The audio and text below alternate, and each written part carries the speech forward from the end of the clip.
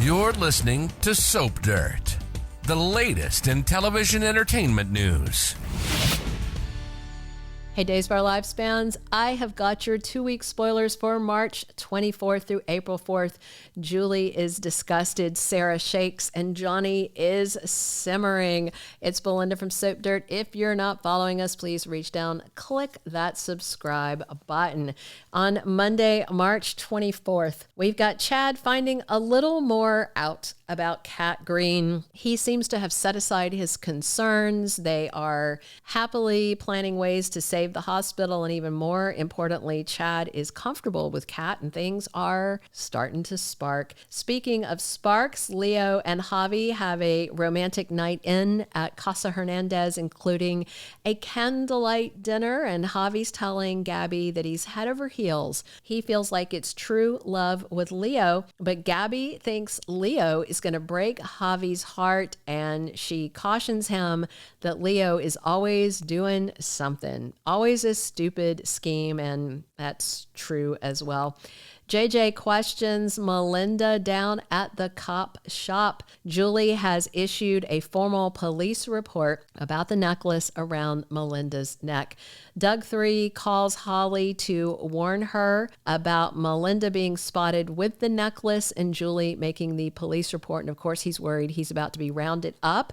And that's a valid concern because Tate makes a phone call to Julie and flat out tells her that Doug's grandson, Doug 3, stole the Horton family necklace. Tuesday, March 25th, Julie confronts Doug 3. Looks like her house guest is about to be persona non grata, and Julie is glaring at Doug and chews him out. I feel like Doug isn't going to deny it. I think he's going to go ahead and come clean, but we'll see.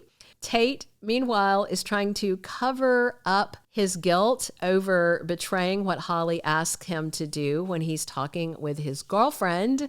And I will say that's Tate's girlfriend for now. We'll see just how mad Holly is before all is said and done. Marlena and Steve spend some time reminiscing about John. They were coming back to Salem after leaving DC, and they were planning on going to Estonia to look for him, which I thought Tate had some very spot on remarks about, that's a whole entire country. You can't just show up and go, oh, have you seen this guy? They need a little more info, and they may get some later this week. EJ and Ava are arguing, which they like to do. Things get heated between them when they run into each other outside the Brady pub. And Kristen wants revenge on her brother EJ because he got rid of Mama Rachel Blake. And I think Kristen is assuming the worst, that it was some kind of dire outcome. But even if EJ didn't kill her mom, she's still mad because she hasn't seen her in so long. She thought she was dead for years and they were having time together. And then just because that little matter of, them conspiring to send him to prison, he got rid of her mom.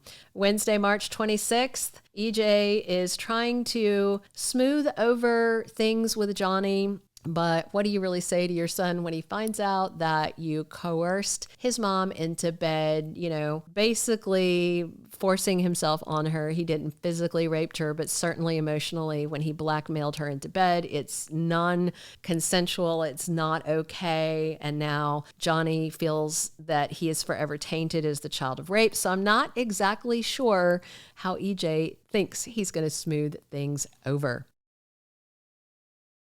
And Holly is there to take care of Doug 3, who looks like he has been flung out of the Horton house for being a thief. But at least so far, it doesn't look like he's arrested. He's over at the Kiriakis mansion, fresh out of a shower in a towel, when Holly tells Doug that her selfish boyfriend, Tate, is the one who ratted him out to Julie. And speaking of her selfish boyfriend, Tate is opening up to Sophia. He always runs to her whenever there's any issue with Holly, and I just wonder if he is going to cross lines while looking for sympathy. Chanel and Paulina are optimistic about the adoption of Tate and Sophia's baby, but we'll have to see if Amy remains on board. Thursday, March 27th, Xander is chewing out Phillip. He thinks that his brother has slept with Stephanie behind Alex's back. And as a matter of fact, he's so on fire about it that Xander goes ahead and he just tells Alex that Phillip and Stephanie have had a fling. They've cheated behind his back and they're lying. Alex is enraged. He already is no fan of Phillip's and he grabs the guy up, calls him a name while they're in the Kyriakis living room and is threatening him at the same time that Sarah is asking Stephanie to go along with yet another lie. And it sounds like Sarah insanely thinks that Stephanie might be willing to let Alex think there's something going on between her and Phillip, or to make up some other lie to cover up what Xander overheard. But Stephanie has had just about enough of this nonsense. And speaking of nonsense, Holly confronts Tate about ratting out Doug 3, and Melinda gives Gabi a warning about something, and I believe it's about Leo's involvement in the stolen necklace deal. On Friday, March 28th, Andrew helps out Steve with some additional info about John's fate. Andrew tells Steve that he's been lying to Paul, who of course is John's son, and that Andrew actually knows more about John's mission and what's going on than he has let on. And Andrew talks to Marlena later, and he warns her that time is running out for John. While Andrew and Steve are having a conversation, Marlena is having a conversation with Andrew's fiance, Paul Narita, who of course is John's son, and they are spending time reminiscing about John. So we also have Alex asking Stephanie if she's sleeping with Phillip on Friday, and Stephanie goes ahead and tells Alex the truth. She is tired of this. She's going to tell him about the forgery. She's not going to go along with any other lies, and that sends Sarah and Phillip into an absolute panic as the week ends. And speaking of panic, Kate has reason to worry as well, because she is hiding that big forgery and fraud thing from Roman.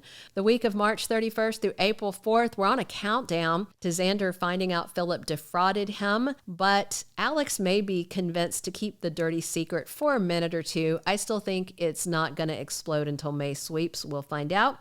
Kate is headed for trouble because Roman's going to find out about her involvement in the fraud, and she might be getting some of that backlash that EJ wished on Kate. Speaking of EJ, with Mama Rachel Blake gone, his odds of avoiding prison are much better, but his odds of avoiding a bullet are much worse. Marlena and Steve have new info thanks to Andrew, and they get busy crafting a plan to try and save John before it is too late, so they may be packing for Estonia unless Andrew sends them in a new direction. And the big question is whether Julie would press charges on Doug 3 for pilfering her necklace. I would say that she is mad, but maybe not mad enough to put Doug Williams' namesake grandson in jail. But if JJ gets a whiff of the theft, he may arrest him anyway. Chanel and Paulina keep working on Amy Choi to secure the adoption of the baby, but Johnny is distracted by his growing resentment of his dad, EJ.